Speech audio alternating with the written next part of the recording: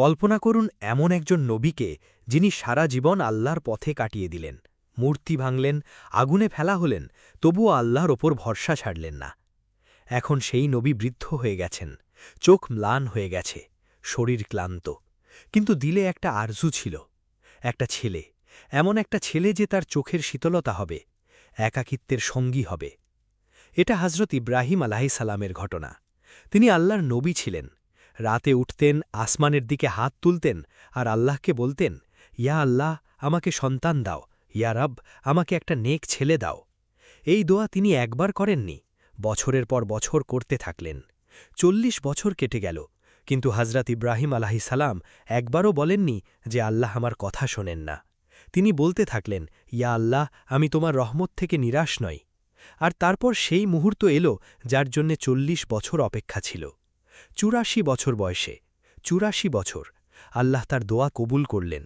একটা ছেলে জন্ম নিল। সেই ছেলের নাম রাখা হল ইসমাইল। তিনি সেই শিশুকে বুকে জড়িয়ে ধরতেন, চুম্বন দিতেন, কাঁধে বসিয়ে ঘুরতেন। এই শিশু শুধু একটা শিশু ছিল না, এটা ছিল ৪০ বছরের দোয়া, এটা ছিল বৃদ্ধকালের ভরসা, এটা ছিল চোখের শীতলতা, এটা ছিল দিলের স্বস্তি। কিন্তু প্রিয় বন্ধুরা, ইসমাইল আলাইহিসসালামের জন্মের মাত্র ১ সপ্তাহ হয়েছে।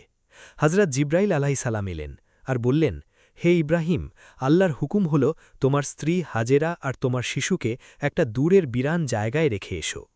এটা শুনে হজরত ইব্রাহিম আলাইহিসসালামের দিল কেঁপে উঠল। বললেন, জিব্রাইল, তাদের কোথায় রেখে যাব? এখানে তো কিছুই নেই, না পানি, না খাবার। জিব্রাইল আলাইহিসসালাম বললেন, যেখানে আল্লাহর হুকুম হবে সেখানেই রেখে এসো, আল্লাহ নিজেই তাদের হেফাজত করবেন। পরের সকালে এক দীর্ঘ সফর শুরু হল। ফিলিস্তিন থেকে আরবের বিরান মরুভূমির দিকে মাসের পর মাস সফর করলেন, আর তারপর চারদিকে কালো পাহাড়ে ঘেরা একটা উপত্যকায় পৌঁছালেন, যেখানে আজ কাবা আছে। সেই সময় সেখানে কিছুই ছিল না, না পানি, না গাছ, না কোনো মানুষ, শুধু নিস্তব্ধ পাথর আর গভীর নীরবতা। জিব্রাইল বললেন, হে ইব্রাহিম, তাদের এখানে রেখে দাও আর ফিরে যাও। হজরত ইব্রাহিম আলাইহিসসালাম কিছু কাঠকুটা জমা করলেন, একটা ছোট্ট ছাউনি বানালেন, আর স্ত্রী ও শিশুকে সেখানে বসিয়ে দিলেন। তারপর ফিরে চলতে লাগলেন। হজরত হাজেরা রাজিয়াল্লাহু আনহা দেখলেন স্বামী চলে যাচ্ছেন।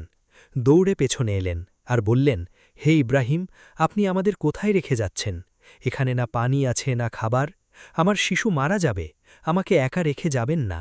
প্রিয় বন্ধুরা, হজরত ইব্রাহিম আলাইহিসসালামকে হুকুম ছিল কোনো জবাব না দেওয়ার। দিল টুকরো টুকরো হয়ে যাচ্ছিল, কিন্তু জবানে তালা ছিল। তিনি চলতে থাকলেন, এগিয়ে যেতে থাকলেন। হজরত হাজেরা রাদিয়াল্লাহু আনহা পেছনে দৌড়াতে থাকলেন। প্রায় ৯ কিলোমিটার পর্যন্ত প্রতিটা পদক্ষেপে জিজ্ঞেস করতে থাকলেন, জবাব দিন, কিছু তো বলুন, আমার দিকে একবার তাকান। শেষে যখন হজরত হাজেরা রাদিয়াল্লাহু আনহা ক্লান্ত হয়ে গেলেন, তখন তার দিলে একটা ভাবনা এলো, আমার স্বামী আল্লাহর নবী, তিনি নিজের ইচ্ছায় কোনো কাজ করেন না। প্রিয় বন্ধুরা, একটু ভাবুন, মিশরের বাদশার মেয়ে শাহজাদি, যিনি প্রাসাদে বড় হয়েছিলেন, আজ একটা পানিহীন মরুভূমিতে দুধের শিশু নিয়ে একা দাঁড়িয়ে আছেন আর বলছেন, আমার জন্য আল্লাহই যথেষ্ট। এটাই হলো সত্যিকারের ভরসা, এটাই হলো আল্লাহর উপর তাওয়াক্কুলের আসল মানে। ৩ দিনে পানি শেষ হয়ে গেল। ইসমাইল আলাইহিসসালাম তৃষ্ণায় ছটফট করতে লাগলেন। একজন মা তার শিশুকে ছটফট করতে দেখতে পারেন না। হজরত হাজেরা সাফা পাহাড়ে উঠলেন, চারদিকে চোখ বোলালেন, পানি নেই। মারোয়া পাহাড়ে দৌড়ালেন, পানি নেই। আবার সাফা, আবার মারোয়া, ৭ বার এই ২ পাহাড়ের মধ্যে দৌড়াতে থাকলেন, তার শিশুর জন্য, শেষ আশা নিয়ে। আর তখন আল্লাহ দেখলেন, একজন মায়ের দিল, একজন মায়ের অসহায়ত্ব, একজন মায়ের সাবার। আল্লাহ মাটি থেকে পানি বের করে দিলেন, জমজমের ঝর্ণা ফেটে পড়ল। সেই পানি যা আজ ১৪০০ বছর পরেও বয়ে চলেছে, যা আজও কোটি কোটি মানুষ পান করছেন, সেটা ছিল এই মায়ের দৌড়ের পুরস্কার। আর আজও প্রতিটা হাজি সাফা মারুয়ার মধ্যে দৌড়িয়ে এই মায়ের স্মৃতি জীবিত রাখেন। প্রিয় বন্ধুরা, ৭ বছর কেটে গেল। হজরত ইব্রাহিম আলাইহিসসালাম ফিলিস্তিনে ছিলেন, আর তার দিল মক্কায় তার ছেলের কাছে ছিল।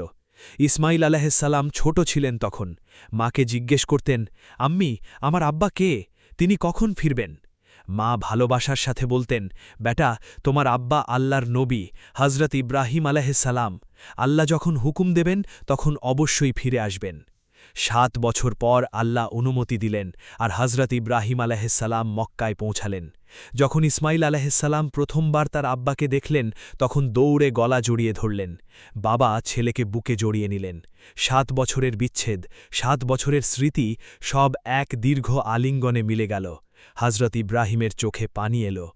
এক রাতে তিনি স্বপ্নে দেখলেন কেউ বলছেন, হে ইব্রাহিম, তোমার সবচেয়ে মূল্যবান জিনিস আল্লাহর পথে কুরবান করে দাও। সকালে তিনি ভাবলেন, আমার কাছে উট আছে, হয়তো সেটাই আমার মূল্যবান জিনিস। তিনি ১০০টা উট কুরবান করলেন। কিন্তু দ্বিতীয় রাতে আবার একই স্বপ্ন এলো। এবার ১০০টা বকরি কুরবান করলেন। কিন্তু তৃতীয় রাতে আবার সেই আওয়াজ, হে ইব্রাহিম, তোমার সবচেয়ে মূল্যবান জিনিস। হজরত ইব্রাহিম আলাহিসাল্লাম বুঝে গেলেন এই দুনিয়ায় তিনি সবচেয়ে বেশি ভালোবাসেন কাকে। সেই ছেলে যাকে পেতে ৪০ বছর দোয়া করেছিলেন, সেই যাকে ছেড়ে আসার সময় দিল ভেঙেছিল, সেই ছেলেকে ৭ বছর পর আজ প্রথম কোলে নিয়েছিলেন। ইসমাইল। হজরত ইব্রাহিম আলাহিসাল্লাম স্ত্রীকে বললেন, হাজেরা, ইসমাইলকে তৈরি করো, আমি তাকে সাথে নিয়ে যেতে চাই। হজরত হাজেরা রাজিয়াল্লাহু আনহা খুশি হলেন, ছেলেকে গোসল করালেন, সুগন্ধি লাগালেন, সুন্দর পোশাক পরালেন। কোথায় তিনি জানতেন আজ তার ছেলের ভাগ্যে কি লেখা আছে। বাবা আর ছেলে মিনার উপত্যকার দিকে চলতে লাগলেন। ইসমাইল খুশি ছিলেন, হাসতে হাসতে খেলতে খেলতে আব্বার সাথে যাচ্ছিলেন। হজরত ইব্রাহিম কখনো হাসি মুখে ছেলের দিকে তাকাতেন, কখনো চোখ ভরে আসত। রাস্তায় শয়তান এক চেনা মানুষের রূপে সামনে এলো আর বলল, হে ইব্রাহিম, কোথায় যাচ্ছ? কি নিজের ছেলেকে জবাই করতে যাচ্ছ? হজরত ইব্রাহিম আলাহিসাল্লাম বললেন, যদি আল্লাহর হুকুম হয় তাহলে অবশ্যই করব, এখান থেকে সরে যাও। তারপর মাটি থেকে ৭টা কঙ্কর তুললেন আর শয়তানকে মারলেন, এখান থেকে ভাগ। এই স্থানটাকে আজ জামরায়ে উলা ভরা হয়। শয়তান হার মানল না। হজরত হাজেরা রাজিয়াল্লাহু আনহার কাছে এক নেক মানুষের রূপে গেল আর বলল, বিবি হাজেরা, তুমি কি জানো তোমার স্বামী তোমার ছেলেকে জবাই করতে নিয়ে গেছেন? হজরত হাজেরা রাজিয়াল্লাহু আনহা বললেন, যদি আল্লাহ হুকুম দিয়ে থাকেন তাহলে তিনি একদম ঠিক করেছেন, আমি এই সিদ্ধান্তে রাজি আছি। আর তিনিও কঙ্কর তুলে শয়তানকে তাড়িয়ে দিলেন। তারপর শয়তান ইসমাইল আলাহিসাল্লামের কাছে গেল আর বলল, তুমি কি জানো তোমার আব্বা তোমাকে জবাই করতে নিয়ে যাচ্ছেন? ইসমাইল আলাহিসাল্লাম বললেন, যদি আমার আব্বা আল্লাহর হুকুমে আমাকে জবাই করতে নিয়ে যাচ্ছেন তাহলে তিনি অনেক ভালো করছেন। তিনিও কঙ্কর মেরে শয়তানকে তাড়িয়ে দিলেন। এই স্থানটাকে জামরায়ে আকাবা বলা হয়।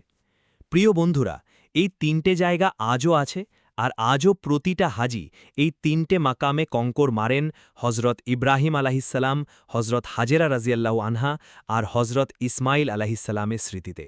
আর তারপর মিনার উপত্যকায় সেই মুহূর্ত এলো যেখানে বাবা ছেলেকে বলার সিদ্ধান্ত নিলেন। হজরত ইব্রাহিম আলাহিসাল্লাম ইসমাইল আলাহিসাল্লামকে কাছে বসালেন আর ভালোবাসার সাথে বললেন, বেটা, আমি স্বপ্নে দেখেছি যে আমি তোমাকে জবাই করছি, এখন তোমার কি মত? আব্বা, আপনাকে যা হুকুম দেওয়া হয়েছে তাই করুন, আল্লাহ চাইলে আপনি আমাকে সবরকারীদের মধ্যে পাবেন। এই কথা শুনে হজরত ইব্রাহিম আলাহিসাল্লামের চোখ থেকে পানি ঝরে পড়ল। ছেলে বাবাকে শক্তি দিল, ছেলে বাবাকে সাহস দিল। তারপর ইসমাইল আলাহিসাল্লাম বললেন, আব্বাজান, হয়তো ভালোবাসার কারণে পুরো শক্তি লাগাতে পারছেন না, পুরো হিম্মত দিয়ে চালান। হজরত ইব্রাহিম আলাহিসাল্লাম আবার পুরো শক্তিতে ছুরি চালালেন, আর সেই মুহূর্তে আসমান থেকে আওয়াজ এলো, হে ইব্রাহিম, তুমি স্বপ্ন সত্যি করে দেখিয়েছ, আমরা নেক মানুষদের এভাবেই পুরস্কার দিই। এটা সত্যিই ছিল একটা বড় পরীক্ষা, আর আমরা একটা বড় জানোয়ার পাঠিয়ে তোমার ছেলেকে বাঁচিয়ে নিলাম। হজরত জিব্রাইল আলাহিসাল্লাম জান্নাত থেকে একটা দুম্বা নিয়ে এলেন, সেই দুম্বা যা হজরত আদমের ছেলে হাবিলের কুরবানির ছিল, আর আল্লাহ সেটা জান্নাতে সংরক্ষিত রেখেছিলেন। ইসমাইলকে সরিয়ে দুম্বাটা তার জায়গায় রাখা হল। দূর থেকে আওয়াজ এলো, আল্লাহু আকবর, আল্লাহু আকবর।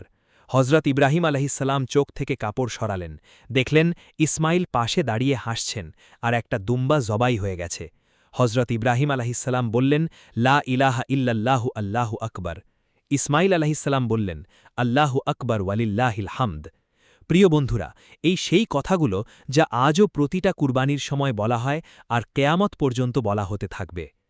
প্রিয় বন্ধুরা, আল্লাহ হজরত ইব্রাহিম আলাহিসাল্লামের কাছ থেকে ছেলে নেনুনি, আল্লাহ শুধু দেখতে চেয়েছিলেন ইব্রাহিমের দিলে আল্লাহর ভালোবাসা বড় নাকি ছেলের ভালোবাসা বড়। আর হজরত ইব্রাহিম আলাহিসাল্লাম প্রমাণ করে দিলেন আল্লাহর ভালোবাসাই সবচেয়ে বড়।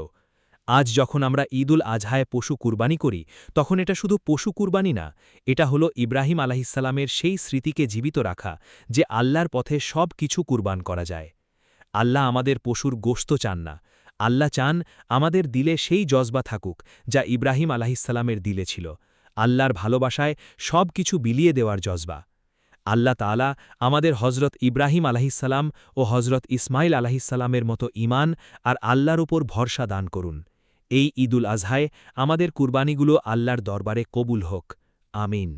এই ভিডিও যদি আপনার দিল ছুঁয়ে গিয়ে থাকে তাহলে এখনই নিচে কমেন্টে লিখুন লাব্বাইক আল্লাহুম্মা লাব্বাইক, ভিডিওটি লাইক করুন আর ঘরের মানুষদের সাথে শেয়ার করুন, কারণ ঈদের আগে এই ঘটনা প্রতিটা মুসলমানের শোনা উচিত। আর আমাদের চ্যানেল এখনই সাবস্ক্রাইব করুন। আল্লাহ হাফেজ।